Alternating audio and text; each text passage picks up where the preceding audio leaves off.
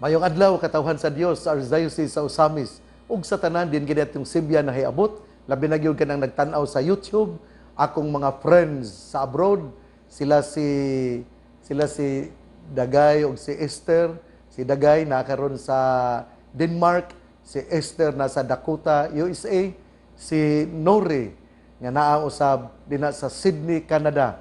Sa tanan ako nga mga amiga, ako ni sila giistoryahan, ako ning gi-mention sila tungod kay 35 years ago pa mi nga wala na magkita.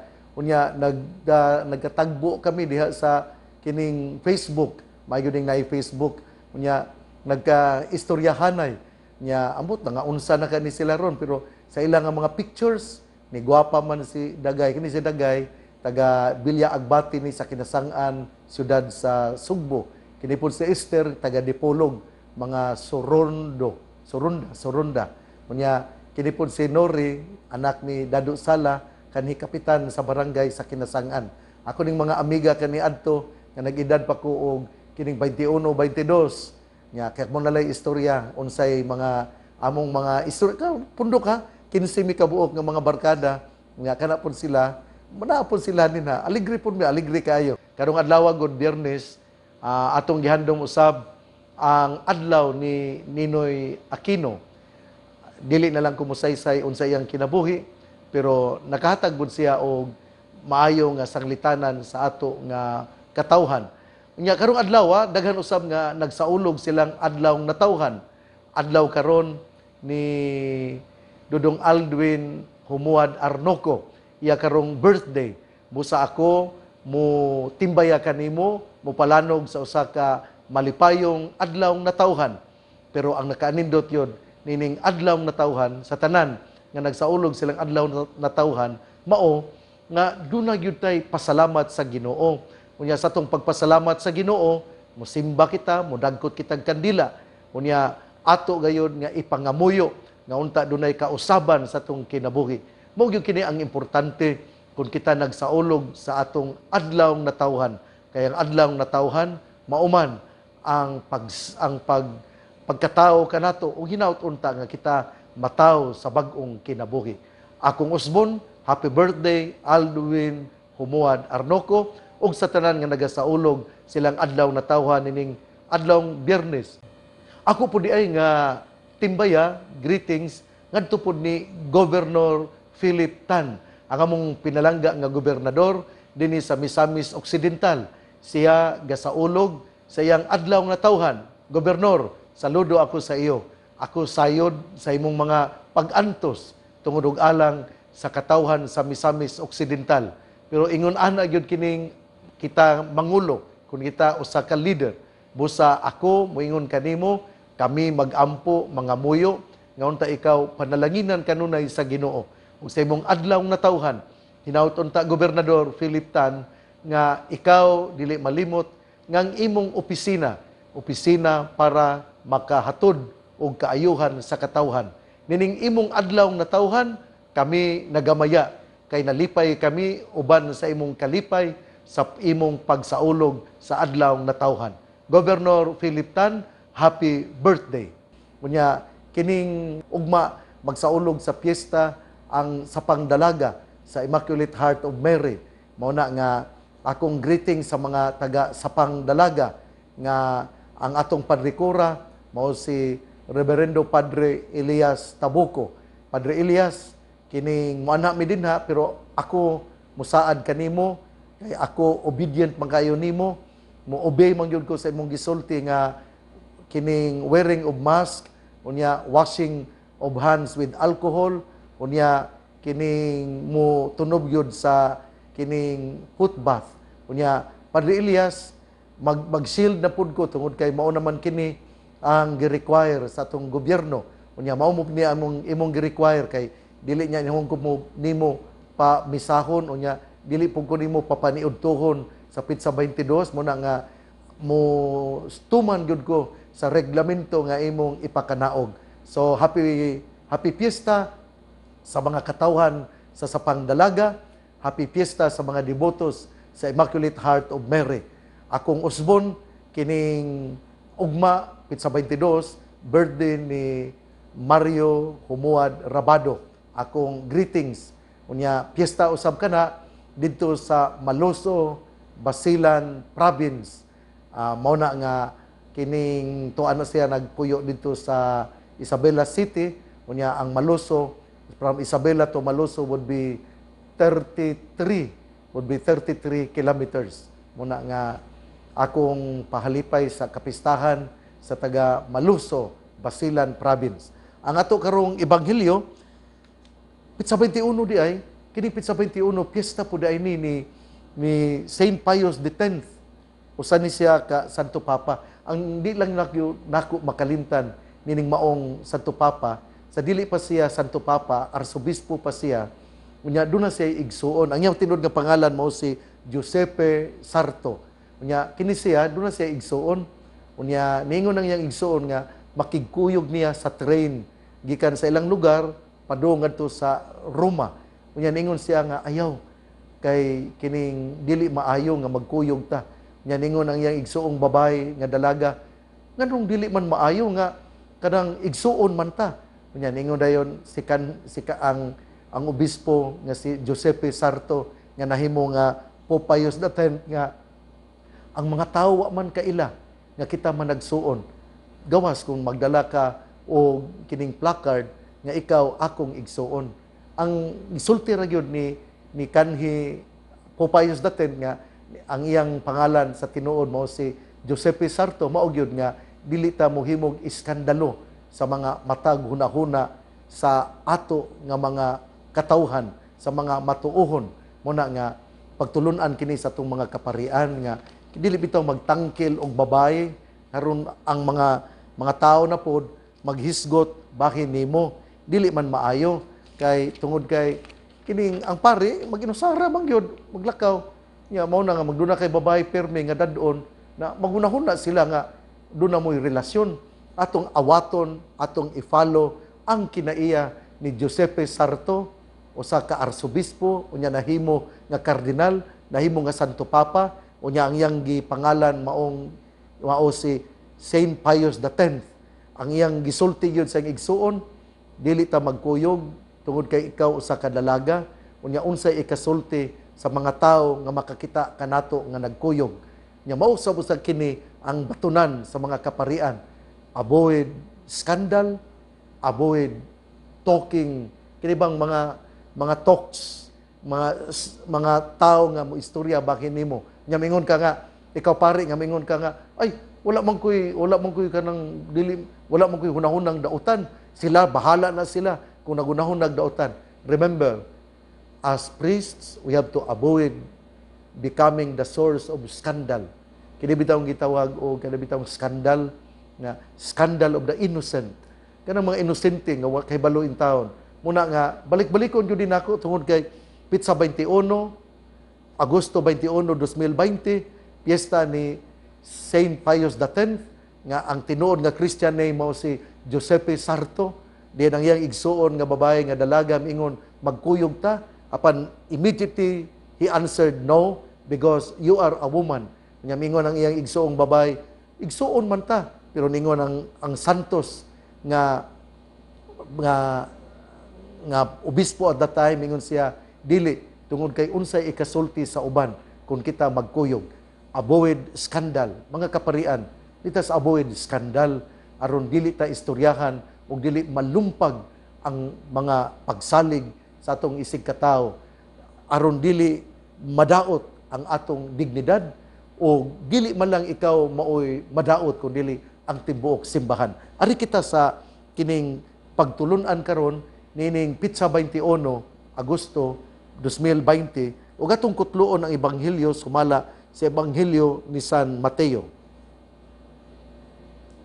Sa pagkadungog sa mga Pariseo nga ang mga Saduceo gilupig ni Hesus sa katarungan, nagpanon sila sa pagduol kaniya ug unya usa kanila nga magtutudlo sa balaod misulay pagbitik kaniya pinaagig pangutana. Magtutudlo nangutana siya, unsa man ang labing dakong sugo sa balaod? Si Hesus mitubag, higugmaa ang Ginoo nga imong Dios sa tibuok mong kasing-kasing, sa tibuok mong kalag, ug sa tibuok mong huna-huna. Kini ang labing dako, o ang labing importanteng sugo. Ang ikaduha mao nga labing importante nga sugo sama sa una, higugmaa ang imong isig katawo ingon sa imong kaugalingon. Nagsukad niining duha ka sugo ang tibuok balaod ni Moises o ang mga pagtulunan sa mga propeta. Ebanghelyo sa atong Ginoo, daygon ikaw o Kristo. Kini bitaw mga tao ba nga buot lang mubitik. Mao man ni ang gisgutan mga Pariseo o mga Saduceo miadto kang Hesus tungod kay buot sila nga mobitik sa atong Ginoo. Kana bang tao bitaw nga kana bitaw buot mulaang nato nga mohimog mga pangutana pero ang pangutana di ay mao day atong kalumpagan nga kita murag madaot ta sa mga pangutana. Nya mao ni ang gihimo.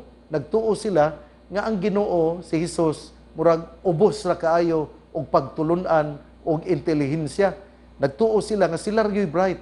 Mao man ni kining mga tao bitaw nga buot mulaang, mao man ni ang mga tao nga nagtuo nga sila mao ang mga bright ra gyud kay nga binuhat. Mao ni sila, mao ni nga when you feel, when you think that you are the brightest in class and you consider others as with low intelligence, unya mga bugo, magbantay kag yun kay dili yun ka makasulod sa gingharian sa langit. Kay ang garbo biya, ang garbo mao biyay usa sa capital sin. Dako kay nagsala ang tao nga garbuso. Ang garbo, ang akong ipasabot sa garbo kana bitaw mapahitason na may garbo nga ipasabot nato nga kana bitaw nalipay ta. Pananglitan ron niadtong miaging Pitsa 15, piyesta sa Assumption. Pero niadtong miaging Pitsa 15 sa Agosto, mao ang 61 nga parokyal anniversary sa parokya sa ni San Jose sa Sinakaban. Unya, malipayon kaayo si Father Darrell Rosales. Malipayon kaayo ang mayor ug ang katawhan nga misaulog sa ilang ika-61 nga pagkahimugso isip parokya. Lahin maning garbo nga anaang kalipay nga tungod kay dunay napaambit. Lahi putong garbo nga nagpaila nga ikaw maurag yoy mas ug ang uban ubos nimo. Nga mao nay dili gusto sa Ginoo. Kana bang garbo nga miila nga ikaw mas ug ang uban ubos nimo. Unya imo silang yama-yamaan og sulti, imo sila nga you consider them as things, properties that it seems you will just use them. Na mao na ang pride nga dili gusto sa Ginoo. Ug mao kini ang mga tao, ang mga Pariseo ug ang mga Saduceo, mga tao nga buot mobitik sa atong Ginoo. Nya nangutana sila, unsa man gyud magtutudlo? Unsa man gyud ang labing dako nga sugo sa balaod? Sa pagkatinuod biya, wala sa Ten Commandments, ang tanan biya doon nagyoy equal footing in terms of effects, in terms of pagkabalaod. Ang balaod ni Moises kada usa importante, pero ilag yung gisulayan ang Ginoo. Nangutana sila, Ginoo man gyud ni atong pangutan-on, unsa mo gyud labing dako nga sugo sa balaod? Mo gyud kinadakuan gyud. As I have said, the laws, the Ten Commandments, they have equal force. Unya, ang ato karon nga mga Pariseo, buot lang yun nga mubitik sa atong Ginoo aron pakauwawan ang atong Ginoo sa mga katawhan. Mao lagi na akong giingon nga kanabang mga tao ba kanang dunay garbo nga nagtuo sila nga sila'y mas nakaangkon o dako nga pagtulunan, unya ang uban ilang i-consider nga ubos nila, mao na din na ang sala dili maayo.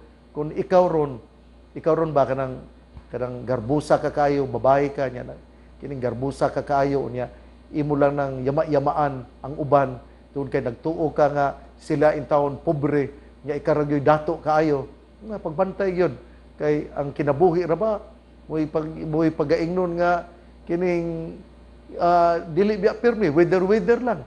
Matod pa ni Kuya Kim, ang kinabuhi weather lang, maabot lang panahon nga tingali nining yuta ikaw ang dato, pero nag-abot nga ngadto sa ikaduha nga kinabuhi ikay adto sa impyerno ug ang imong mga katawhan mao na hinuon ang nagmaya didto sa langit. Mao ni ang gihimo sa mga Pariseo. Buot nilang bikton si Jesus, buot nilang laangon si Jesus, buot nila nga pakaulawan si Jesus. Munang nangutana sila, which commandment is the greatest? Kay kung musulti si Jesus nga ang primero nga sugo mao ang mao ang dako kaayo, siya ilhon nga kay ang gibugaton sa balaod pareha ra baya, pero ang gitubag sa atong Ginoo nindot kaayo. Love God with all your strength, with all your mind, with all your heart. Love your neighbor as you love yourself. Ang atong Ginoo giklaro gyud. Gitubag si Jesus, higugmaa ang Ginoo nga imong Dios sa tibuok mong kasing-kasing, sa tibuok mong kalag, ug sa tibuok mong hunahuna. Kini ang labing dako ug ang labing importanteng sugo. Ang ikaduha nga labing importante sugo sama sa una. So iyang gingon giklaro gyud niya. Ang importante pod nga sugo sama sa una. Higugmaa ang imong isig katawo ingon sa imong kaugalingon. Dinhi nagsukad ang mga gisulti sa mga propeta ug ang gisangyaw ni Moises. Perting naglibog yun, naglibog ang mga Pariseo, unsaon nila paglaang ug pagbitik kang Hesus, unsaon nila pagpakaulaw ni Hesus. Tungod kay una sa tanan, giklaro mo yun ni Hesus nga ang sukaranan yun sa mga pagtulunan sa mga propeta ug ni Moises, mao yun ang gugma. Ug tungod kay kita nahimugso man tungod sa gugma, atong higugmaon ang Dios ug atong higugmaon ang atong isig katawo. Mao lagi na pirmi na akong gisulti.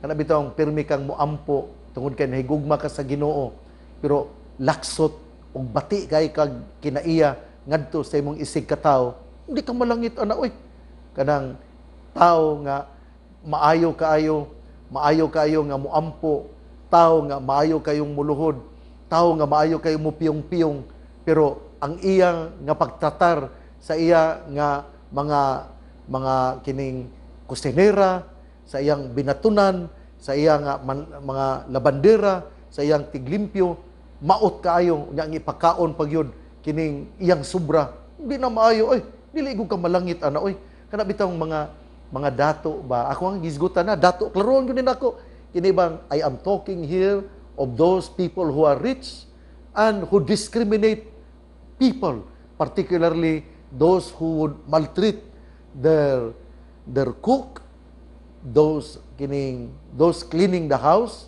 and also those who are washing their clothes. Kana bang inyo bitong i-maltratar, inyong dili inyo tagaan ug maayong pagtagad, dili bagali ninyo pakanon sa insakto, those who will not give food to those who work in their houses, in their homes, mga cook nga dili pakanon, ang ilang binatunan, ang ilang magtiglimpyo nga dili pakanon sa hustong oras. May mangka, mulingkod mo lang ka, yan na kay snacks permi, nga sila gatrabaho, ingon ka nga, ako man ang gipakaon, ako nang gipasnacks. Gipasnacks nimo, sumala pod sa imong gikaon. Tinuod man na, sumala sa imong gikaon. Galingkod-lingkod raman ka, gapay-pay-pay man ka, sila, ang imong gihatag nila, usa ka buok pan tingali, o ikaw po, kaon po usa ka buok pan, ningon po ka nga, busog pa man ko, natural, busog pa ka, wa makay gihimo, galingkod-lingkod raman ka, sige pa kagpay-pay, tungod kay gilimutan ka sila, paaga silang singot, unya nahurot ang ilang snacks, unya di pa gyud mo pakanon sa ustong oras, kay ang imong orasan mao ang imong pagkagutom, nga gutomon ka urig alas 2 nimo sila pakanon, imong gipasnacks ug alas 9, mo na nga kini bitang mga dato nga dagko mga dautan og mga kinaiya, hindi mo kasulod sa gingarian sa langit, bisa pag matinabangon mo sa simbahan, bisa pag dagko mo gihatag sa simbahan, pero ang inyo nga kinaiya ngadto sa inyong mga binatunan, ngadto sa inyong mga labandera, ngadto sa inyong mga nagtrabaho sa inyong panimalay, laksot og sobra pa sa kinaiya ni Satanas, kamo di yun mo malangit mo nang pagtinarong mo kamong mga gipanalanginan sa Ginoo, pagpuyo mo nga magtinarong nya, pasalamat mo nga dunay manlaban ninyo, pasalamat mo nga dunay magluto ninyo, Ya, mao na nga ako yung tambag sa akong mga igsuon. Salamat mo, may magali kay hayay-hayahay inyong kinabuhi niya. Masuko pa mo sa labandera, timhuton yun ninyo, kung baho dayon ninyo, iiksa niya kasabaan og maayo. Unya, mulakaw gitaw ng labandera, nagluto, niya inigtalikod, yamiran og hiwian. Uy, Ginoo ko, mainta magpadayo ng hiwi ng imong naong tungod sa imong paghiwi sa imong labandera o sa imong kusinera. Muna nga, di yun maayo nga ikaw dato mo maltratar sa imong isig katao. Bisang naboy uban nga dili dato nga ang kinaiya ngilad pod kaayo, hamas ka dili ka makasulod sa gingarian sa langit. O wa ko mag-ingon ha nga ako makasulod sa gingarian sa langit. Nanikamo ta, nanikay-sikay ta, mibugtaw kita unsay atong mahimo aron kita makatabang sa atong isig katao. Kung dili gyud ta makatabang nila pero pulomenos ato sila nga tratahon nga samag tao. Mutabang ta, musulti tag maayo, dili kay atong kasab-an nga ang atong mga pulong murag dili makaon sa iro, dili na maayo. Muna nga ang ebanghelyo ron ang gisulti gyud sa atong Ginoo mao nga higugmaon ang Ginoo, higugmaon nato sama sa tibuok nato nga kasing-kasing, sa tibuok nato nga kalag, sa tibuok natong hunahuna nga atong higugmaon ang atong isig katao sama sa atong paghigugma kanat sa atong kaugalingon. Sa ato paday ang sukaranan gyud ay sa balaod mao gyud ay ang gugma. Unya kining gugma, kini bitang gugma mao gini kanang sayon isulti pero lisod buhaton. Kay maghisgot, when you speak of love, it means that you have to sacrifice yourself, and in the process you have to surrender yourself, that even for your own convenience, you have to give it to other people in order that this person will also experience the joy and comfort that he needs in life. Ningon ka, kabuang gud nako gud. Mao na din ha. Mao nang gugma, ang gugma mo surrender sa iyang kalipay para sa kalipay sa uban. Nakto pagkasulti, ingon ana gyud na, the essence of sacrifice is vital when we speak of love. Mao man bitaw na nga naigugma ka sa imong bana na imo siyang imong dawaton ang mga baho og mga maayo niya, imong dawaton ang iyang kaayo ug iyang dautan, and it involves sacrifices. When you love a person, it involves sacrifices, and this is what our gospel today is telling us, that the foundation of the commandment is love, and when we love, we have to surrender what we feel as comfort for the sake of the joy of others. Lisod mo gyud ang mahigugma, dili sayon. Nabay mahigugma nga sayon. Mao ni nga dili sayon nga mahigugma. Hinaut unta nga ato gyuning pamalandungan. Ang uban gud nagtuo mo na sila nga ang gugma naalang sa dagway sa tao. Dili ang kanang taliw-tiw nga ilong inigmo ana na pilo man na. Ang kanang ngipon nga daw brilyante, inigmo yapon ana, mapangag man na.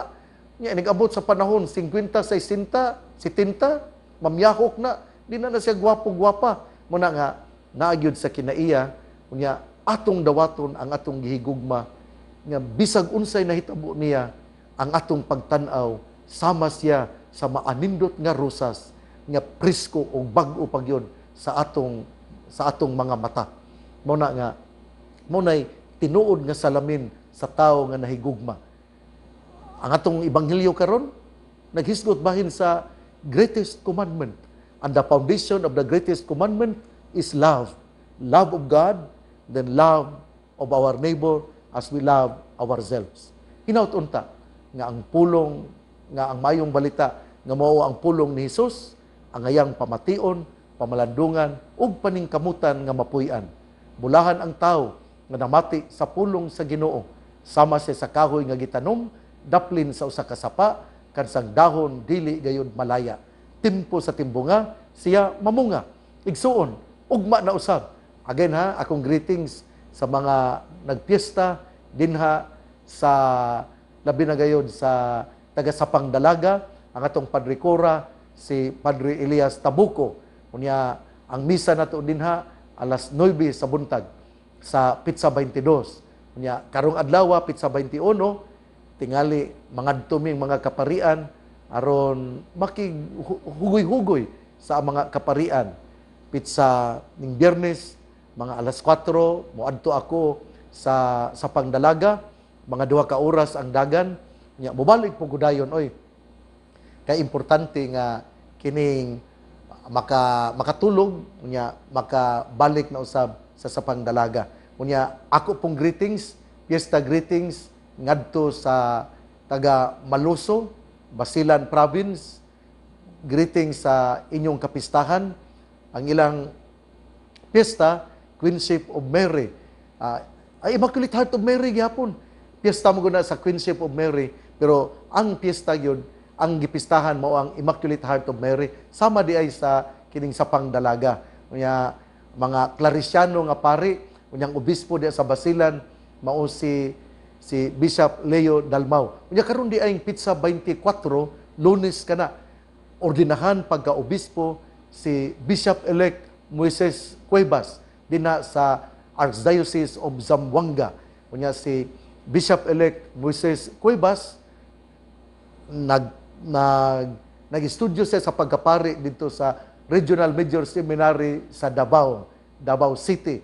Mao na nga ang ordaining prelate, ang main consecrator mao si Archbishop Romulo de la Cruz, ug ang co-consecrators kining inyong sulugoon si Arsobispo Martin Sarmiento Humuad ug ang obispo usab sa Ipil si Bishop Julius Tonel, ug ang muwali sa mao nga okasyon mao si Bishop Ronald Lunas, ang obispo sa Pagadian. Hinaut-unta nga ang pulong sa Dios nga mao si Hesus ato gayud nga pamation o sama tungod kay kita anaa man gayud ang atong kinabuhi daw sama man gayud sa kahoy nga gitanom daplin sa usa ka sapa nya kini magpadayon gyud ni pagpamunga. Hinaut-unta nga ang pangamuyo sa mahal nga Birhen Maria nga gisangpit sa mga misamisnon nga birhen sa kuta magapanalangin kanatong tanan sa ngalan sa Amahan, sa Anak ug sa Espiritu Santo. Ako di ay nga timbaya greetings ug congratulations sa Archdiocese sa Zamboanga diin pagkaordinahan ang auxiliary bishop nga mao si Bishop-elect Moises Cuevas karong Agosto 24, 2020 sa mga alas 9 sa buntag dinha sa Metropolitan Cathedral of the Immaculate Conception. Dili ni garbo nga mapahitason, garbo ni nako nga malipayon nga ako moingon niadtong 2002 I was the first to be consecrated bishop in the Metropolitan Cathedral of the Immaculate Conception sa Zamboanga City nga at that time ang arsobispo mao si the late Archbishop Carmelo Morelos. Unya didto pod si late Cardinal Vidal, unya didto pod ang nuncio at that time si Archbishop Franco. Gamay ra tong obispo pero didto ang mga bigatin Cardinal Vidal, Archbishop ang nuncio, unya didto pod ang mga gamay ra nga mga obispo kay at that time gubot man kaayo ang Basilan ingon man sab ang Zamboanga ka mao may pagkaylap sa mga abusaya.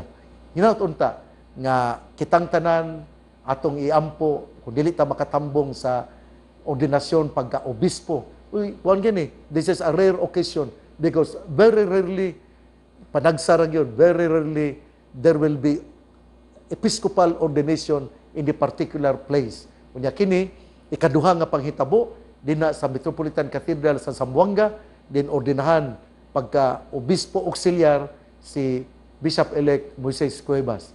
Congratulations, mabuhay ang Archdiocese sa Zamboanga. Congratulations sa mga kaparian. Congratulations ni Archbishop Romulo de la Cruz kay doon na siya auxiliary bishop.